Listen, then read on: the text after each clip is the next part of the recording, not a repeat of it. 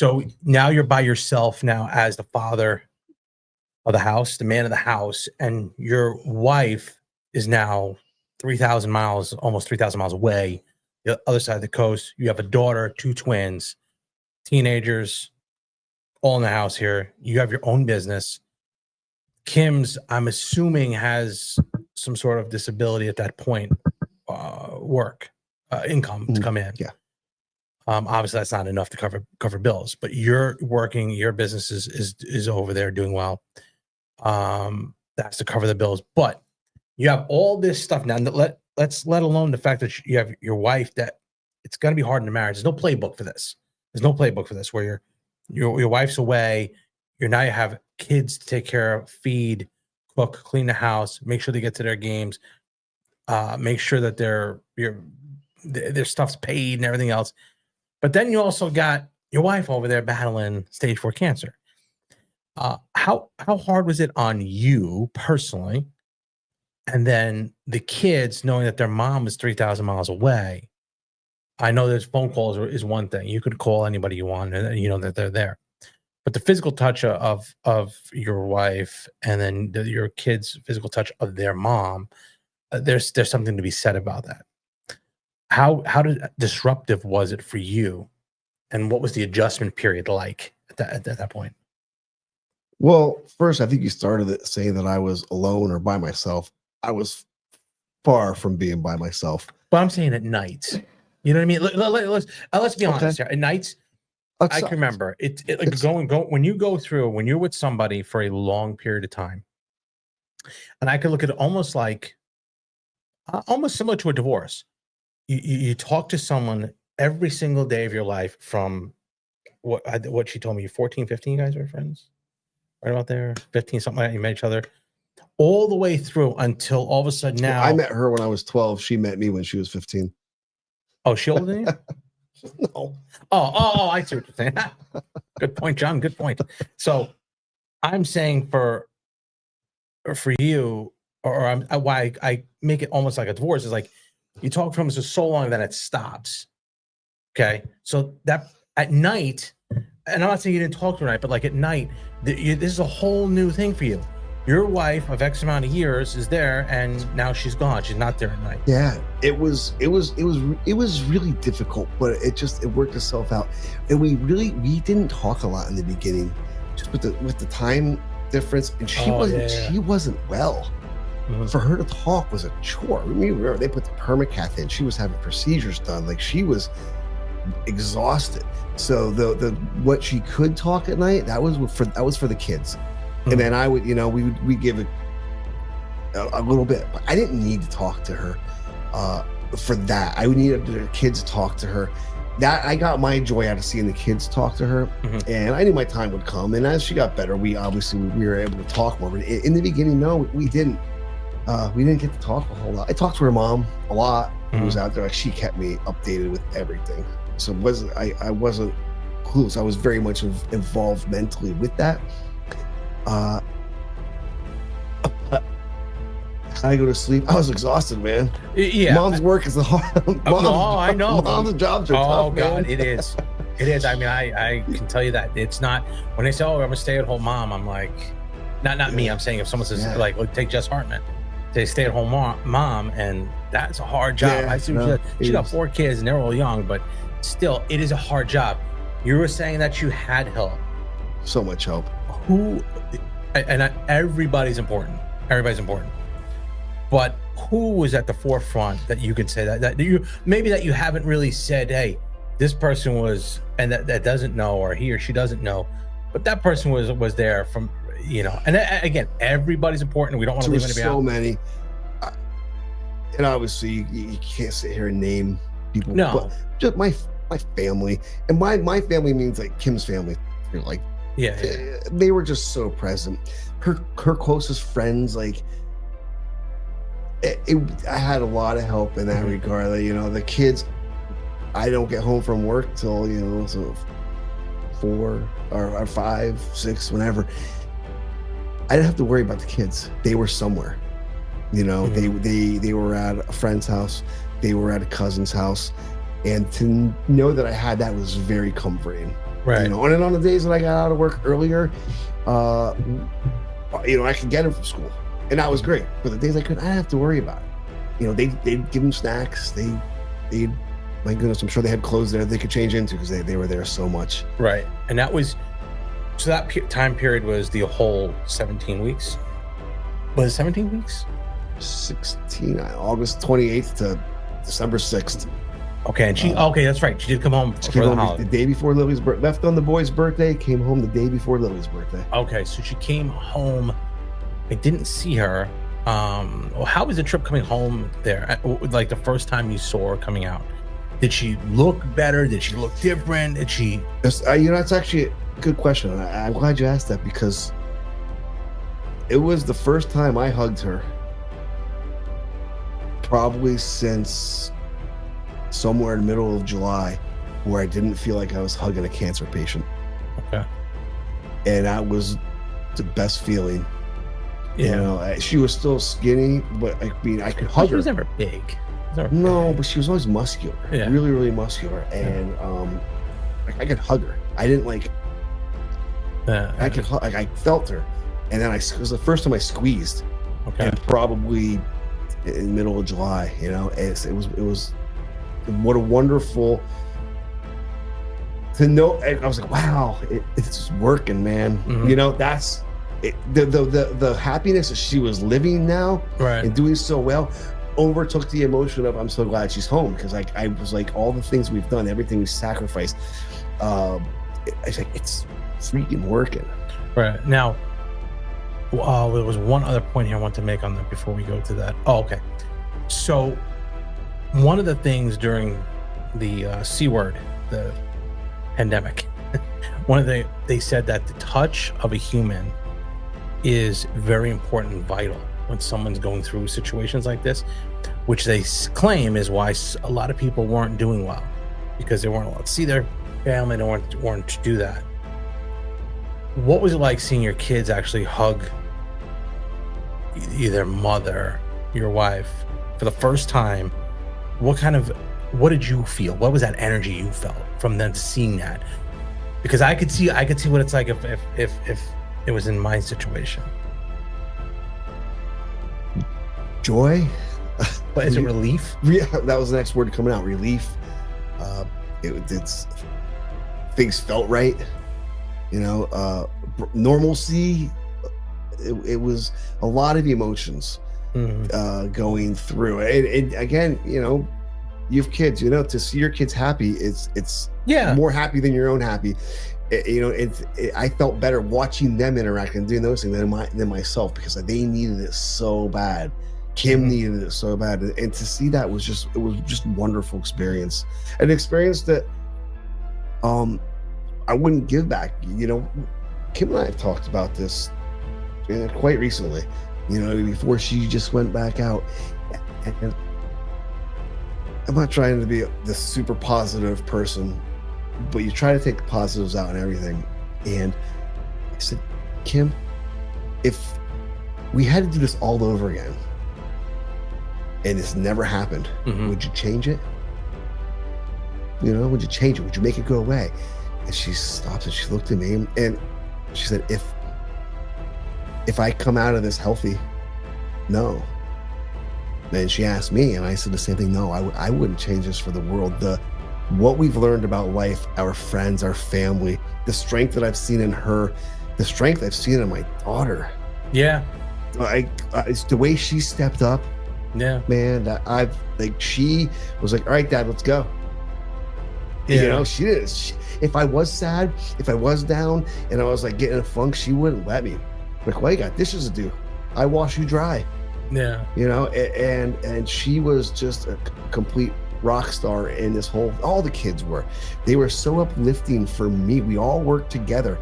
What a special bond I got to create with them. And to see them do that, to experience it. Our daughter got to see their mother fight for her life. You know, Kim's mom had breast cancer. Kim had breast cancer. Her dad had cancer. There's a good possibility that one of our kids might. And look at the example that they were shown by their mom. Right. You know, you can't make that. You can't make those and create those scenarios. Yeah, and the thing is, there's times in your life, and they say dads are like this a lot, that we are the only people in our kids' lives, and they won't know it now. They don't. We're not cool. We're not. We sacrifice everything. We're like the only people in their lives that'll sacrifice everything to make sure they get more. You know what I'm saying? Like, you might have these friends, or they might get friends in their lives that are going to be like, "Oh, I'm going to sacrifice, but I want something out of it." Like, we're the only ones. Dads are the only ones who do that. They make themselves lesser to make their kids better. In this scenario, you got your wife who is setting the example and blazing that path, not only just for your kids, but for other people that are going to look at her story and say, this person can do it. Because I looked at her during this interview that I had with her. I don't know if I could do what she did.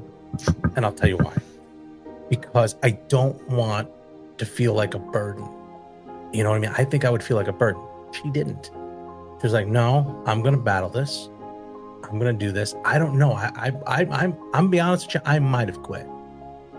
She wasn't. I might have. Yeah, I don't know how she was that strong. And I asked her, I said, is that something you, and people tell me, oh, you fight. I don't know if I could, seeing what she's gone through. I'm not saying I'm a quitter. I don't like to lose, but I think about that. But like, for her, it was, A, she wasn't gonna not be around for her kids and for her family, and B, she had a wonderful opportunity to show kids how to face adversity head on. You know, and what a life lesson that is. I think we're all better people for it. No, I agree. People who are close to Kim, friends, family, I think a lot of us are better off for seeing this, and it makes you look at things differently. And how I approach 100%. My life has changed in so many ways since this has happened. And to be honest with you, pretty much every one of them has been for the better. You know, assuming that we continue to beat this and she goes into remission, obviously. I mean, do you know what her numbers are? They have to get to 25, right? How does that work? She just talked to the doctor today. He's thrilled with everything. You guys will be doing an update on that. Right. I don't really know the exact numbers. I don't know if he read them all because he didn't have them all throughout this whole thing. She told me trending down. It is trending down. One thing Kim and I have never done through this is we don't want half information. You know, we've learned how to wait. We've learned how to wait for this. And even though waiting is the hardest part, we want all the numbers when they're ready. And you don't get all the test results back. Because it's sometimes some numbers are good, some numbers are bad. You don't want to be high then low. Just give it to it all so we can take it in. And I think when this airs, she'll probably be getting her permacath in that day. And that is where they can inject. That's when she is getting infusions already, but it's just through her arm, but her veins can't handle the amount of intravenous. Yeah. Okay. So they'll put the permacath in, and that'll be happening soon here. All right. So let me ask you this question. Did you ever think you'd be here? Where's here? Having a wife, like when you got married and stuff like this. No. And I want you to answer it in this way. Did you ever think that you'd be in a position where everything's going so awesome and then this happens? Did you ever say to yourself in any way, and it's fine if you did, I mean, men need to show some vulnerability at some time, I think, and they for some reason there's this stigma that we don't show vulnerability. Did you ever think to yourself, why me? No. Not because of the situation, but because of man, look at this person. These people have their family. He's got his wife. They've got their mom. Like, why me? I was living the perfect life here. I had a business. Okay, I'll give you. The closest I came to that was, and it wasn't even about me so much as nobody deserves to get cancer. Yeah. Nobody deserves to get these diseases that just cripple you and make the family suffer. But I will say that there's some people who deserve not to get them. Yeah. And You understand no, that? no. And I'll say this to you, and I told Kim this in the first episode. There are a ton of people, boxing is funny. 50% of the people come to see the person win, 50% come to see him lose. Right. You know what I mean? Mm-hmm. So that is just like life. But if Kim was a boxer, 100% would be good there to see her win, because that's who she is. And I said, I never say that to anybody. I never, because everybody has quirks. But I'm telling you, I said it to her, and I'm not just telling her, wouldn't tell her because she was standing face to face with me. There has never been somebody that I've never heard a bad thing about. Even when she worked here, it's one of the reasons why I put her up front, because she was easy to talk to. She was, easy on the eyes, a pretty girl, nice smile. Somebody could make her angry and nothing. There was nothing. It was always okay, good. Whether that was the training or just, that's who Kim is. That's who Kim is, right to the core of her heart.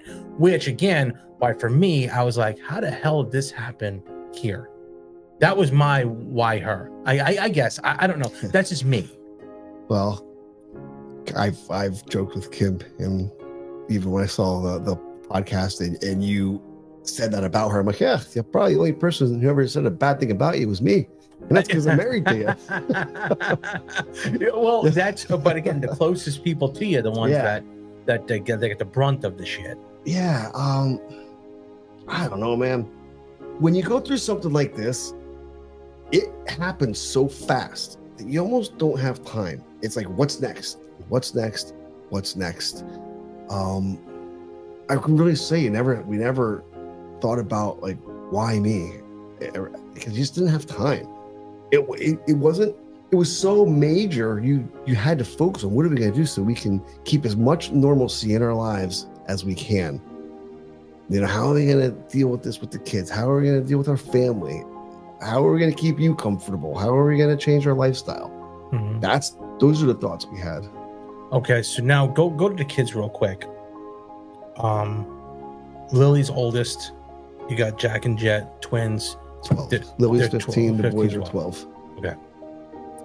Their schoolwork take a turn or no? Yeah. Well, it did. Yeah.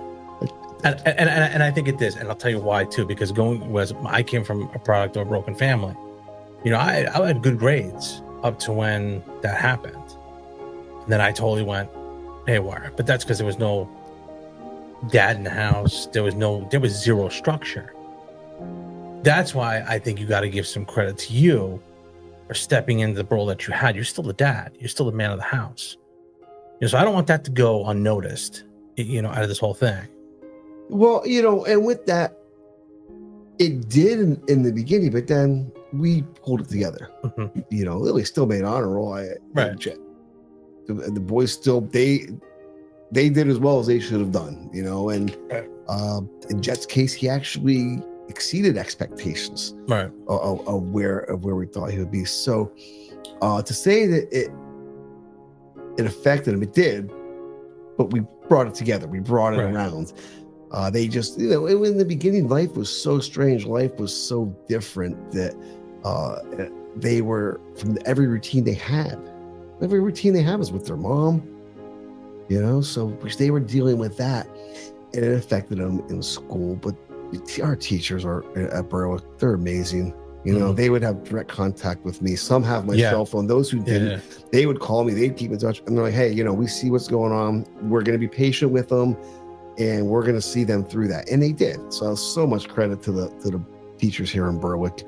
I won't forget that. And I really appreciate them helping us through this. What did you learn that you didn't know as far as health-wise? Let's go with health first. What did you learn about health? Let's say food, let's say lifestyle, that you didn't know going into this, when you have a doctor tell you, hey, this and this, that's done. What did you learn about that? Without getting too heavily involved, the majority of what we eat is not good for us. Yeah, I know. The majority, not some of it, the majority. I have not been doing a good job since Kim's been away. It's been the amazing, meals that of the meal train that we're getting that I eat in abundance. But when she comes home and we know she's here for good, her and I have talked about it. We have a huge lifestyle change coming before us, and it's I'm not going to sit here and eat these meals that she can't touch. We're going to do it together. I'll have more cheats than her, but it's something we're going to do together. I want to be healthy for our children. I want, with what's happening with Kim, I can't have her living to be an old lady and me not getting there. Yeah. And I got to take care of myself, and that's going to be through diet as well. And I'm going to take my lead from Kim, and we're going to do those things together and learn together about how to do it. There's one thing that I talked to her about that she had told me about, and the impact of sugar. You might as well have a pack of cigarettes a day. I didn't realize how bad sugar is for you. And I'm the worst. I am the worst with sugar, but I've been better the last 2-3 weeks. But when you say that all of it, a majority of it's shitty, and it is. How do you? Let me say it like this: what is your message? What would your message be to your kids or to someone who's going through a similar situation as their healthy lifestyle would be? Like, what would you say? Hey, listen, this is something that you really have to look at because of this. It works. It flat out works. Whatever ails you, you can probably help to put in the right direction with your diet. And I've seen it with Kim, and and I'm excited to see, to feel that myself, and see it in our kids and people that we know. I've seen some of our friends start to change the way that they eat and the product that they put in their house. And it's not because they never didn't want to. They didn't really know. You didn't know some of these things and how bad they were for you. New Year's Eve, for instance, we're at a friend's house, and one of them said, "So, like, what can't you eat, Kim?" And we're sitting in like one of those, like a bar at the middle of the kitchen, an island. And I said, "See everything on this island right here? That. Now think about what you have at your New Year's Eve party. Like, none of this. We brought her own food, because all the good stuff that we wanted, the cured meats and the Do you have a grass-fed beef? Mm-hmm. Is that, okay. I just started. Yeah, our freezer is full of all grass-fed everything. Okay. We have a lot of local farms around here. Organic, yeah. You can't do it with everything. It's hard. Like, some of the vegetables, you just don't have them. She loves bell peppers. You don't really find a lot of organically grown bell peppers. So you eat what you can find. And so that when you can't find it, like, that's your cheat. And like her doctor said, happiness is also a good medicine, and you can't put yourself into like a diet jail. You have to enjoy some things. Now, right now, she can't really. She's got to get, like, that's like for down the road when she's kicked this. That's when she can start to have, maybe she can enjoy a slice of pizza, something of that nature. Yeah. Like whatever her cheats will be. I don't know. We'll figure that out. So then, second part, what'd you learn about your wife? Although you think you know a lot about her before you marry her, and when you marry her and you're intimate, every secret she has, every secret you have, she knows. What is something you didn't know about her?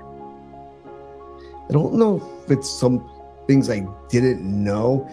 I just don't think I knew how intense or how great. I always knew she was tough, physically and mentally. I didn't know she was this tough. No. Like the physical pain that she's in, and then the doctors to reaffirm the pain that she's in and the way she handles it. Like I said, those 3 days, that's the only time I've ever seen her cry from pain. Before, things got really bad. And, to see her walk around in Arizona with that permacath, wearing it like a badge of honor. Does that hurt? Yeah, that's going to put her up. The last time it affected her for 2 or 3 weeks.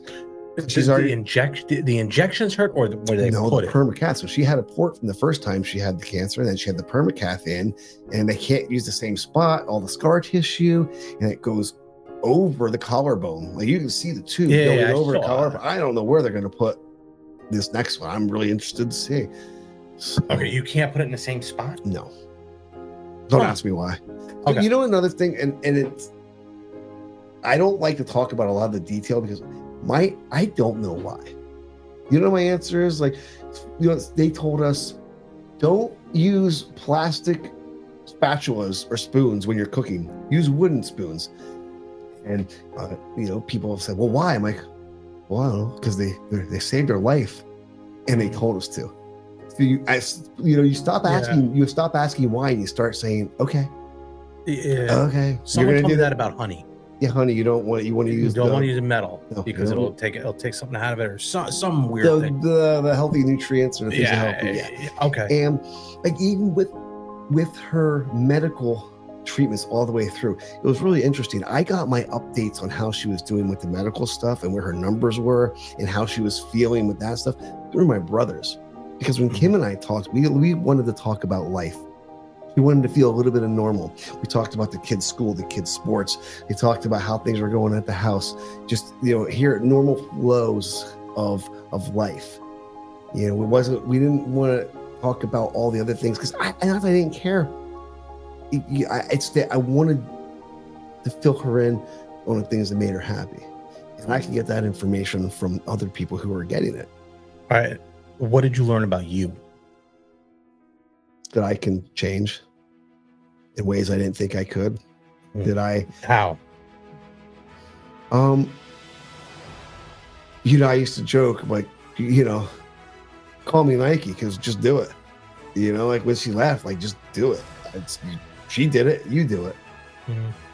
You know, all the roles. You know, I don't want to say we have gender roles in our house, but we have roles. Kim has her roles, I have my roles, things my responsibility, her responsibilities, and her responsibilities needed to be done. And you know, you just do it. And I'm not a good organizer of time. Shocker. Right? But I am now. You know, I am now. I've learn that I can foreshadow. You know, I'll say this, I'm really proud of the way that we were ready for anything. So when things happen, when shit hit the fan, we were ready. We had a plan.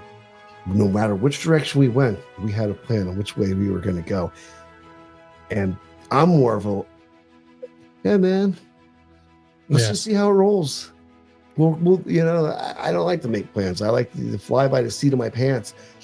And now I still like to do that, but I can definitely put an itinerary together, and I couldn't have done that before. All right, and finally, I'll wrap it up with this one here. What did you learn about Berwick?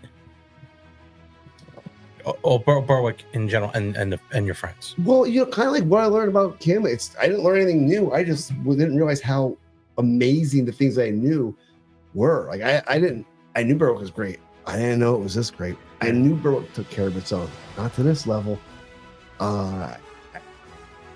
It's the. All right, I got one then. Now that I say it, Berwick roots run deep.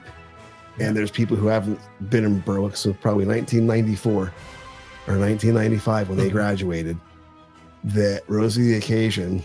And whether it was a monetary donation, a gift basket, care basket for Kim, a book, a journal, right, a butterfly, when she was in Arizona, people mailing her things, to just a simple phone call, Facebook message, inbox, those people reaching out like that. You know, they got their Berwick roots and they run deep, and they did what they could do to help support Kim. Yeah, when I saw the GoFundMe page and everything that was going on, and saw how it went up, and then when we got involved with the lights and they were sold here, it's amazing. Like people just one after another. They weren't coming in to get bagels; they're coming to get the pink light bulbs. But it was just. You actually see it before your eyes, see how it grows and how all those tentacles reach out to different parts of the country. People that I know, people called me today about seeing Kim's video and talk to me about it. But now that you have the fund set up, why don't you give me an idea as to how they can help? Like, what can people do to help? Because although it's been great, I mean, you can't ask for anything else. How Berwick has been so good to you.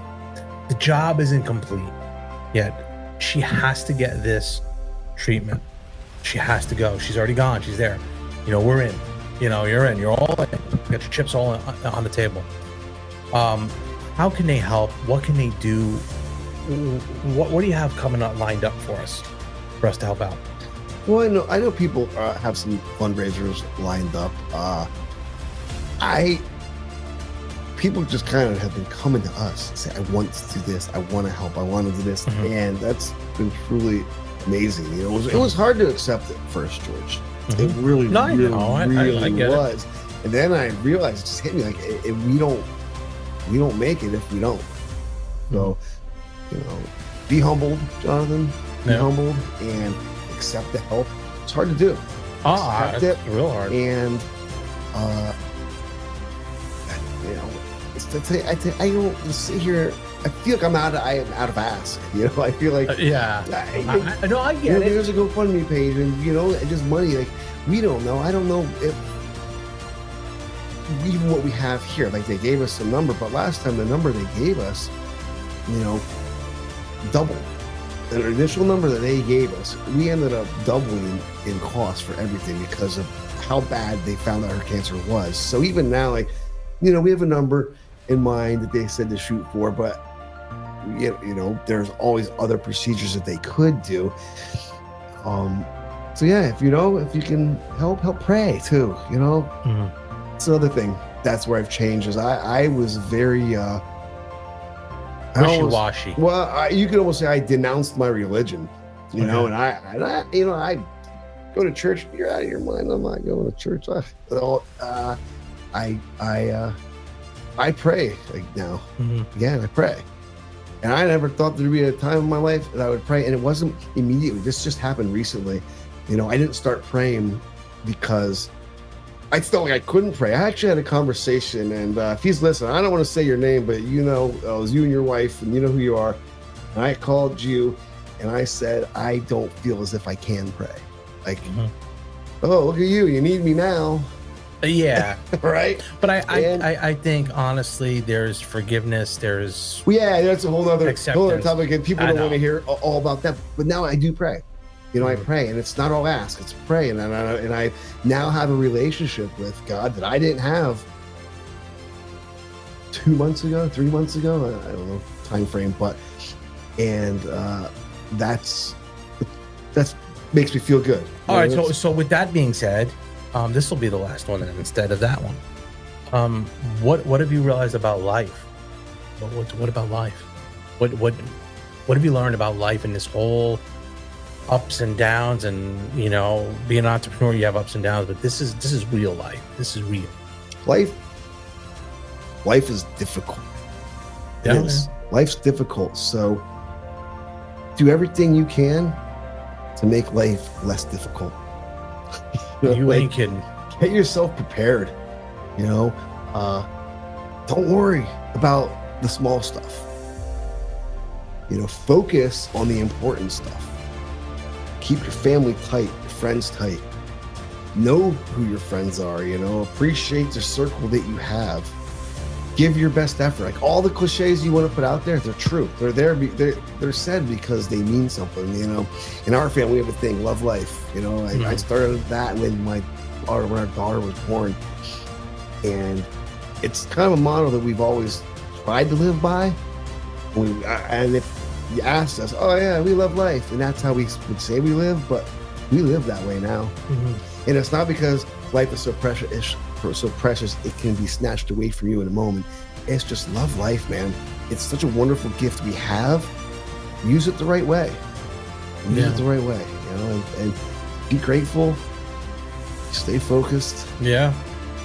Well, I think we're gonna have to end it there on that, because I want to give out your stuff. Where's the GoFundMe page where they can get it? Is it just GoFundMe? Kim Nespoli. Kim Nespoli GoFundMe. Do you have personal IG or Instagram, Facebook that they can contact you? Someone who's going through the situation, similar to what your wife is. Kim has them. I have, my Facebook, Jonathan Nespoli. Okay. But, follow Kim's. The updates. You guys are gonna do some updates. We're gonna do the updates. I would think I wanted to give her like some time to settle. I spoke to her, and I said just settle in a little bit because I didn't know how the perm calf was going in, like it'd be painful or not. I didn't know, so I wanted to stay away from that for maybe. That's gonna be. I don't know. We'll play it by ear. So what I was thinking of doing is maybe getting her the end of next week, if she feels comfortable there. The end of next week doing it. Did you remember how it was when she first got? Is this going to be like the same kind of impact, or no? Remember this, is going to be less. She's 20 pounds heavier and not dying. Okay, so we're hoping that everything that she had before won't be as intense. Mm-hmm. And so once we get through that, we're going to do the updates. We're going to post them here. We're going to put them out there. You guys will have it. But we're going to get an update also with the family as the family is going through this too. So, I'll get an update with you too. Sure. That way we can get this all together. Other than that, is there anything else that you have that you wanted to say before we go? Beyond the gratitude and thanks that we have, and I know you guys touched on it. That's not even the love that we've received is proportions that we can't even begin to say thank you. But there's a fight left to be had. As Kim's back, yet we're sad, but we're also elated because they're taking her back because they can help her. And the bottom line is Kim still has cancer. Yeah. And the goal is for Kim to not have cancer. And with the treatments she's getting now, hopefully that is the end goal. And I tell her all the time, Kim, the biggest thanks that you can give anyone is, kick this in the ass. Put it behind us. And let's get her home to Berwick. Yeah, right. Where she belongs. Yeah, she does. Well, what we're going to do now is I'm going to put the GoFundMe page there for guys. If you want to, please donate to the GoFundMe page for Kim Nespoli. Her Instagram stuff and Facebook will all be here on the page at the bottom in the description. If you guys can, please donate what you can. She has a long road ahead of us. We want to get her back here to Berwick, guys. Thanks. We'll see you next time.